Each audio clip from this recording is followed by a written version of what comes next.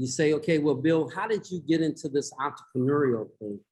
One thing that I told Diane, and my hat is off to B3 and just the great work that you all are doing.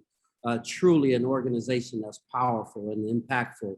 And I see it just thriving for generations to come.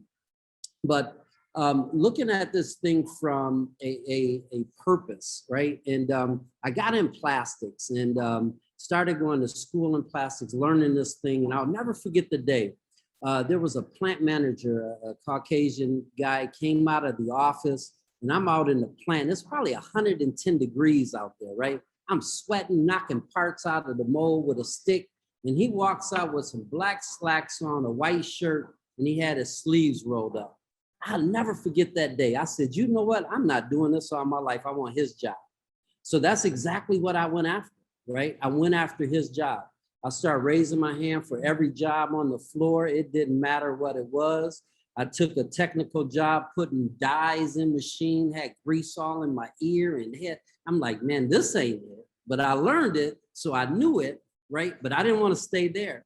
So before I knew it, 4 years in, and then I had my own plant.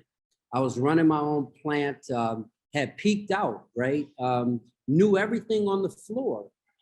But as they say, this glass ceiling thing, right? So this glass ceiling caught me where I was good enough to be an assistant plant manager, but I wasn't good enough to run the whole plant. Although I ran the plant when the plant manager wasn't there, right? So I left that company and went to another plastics company.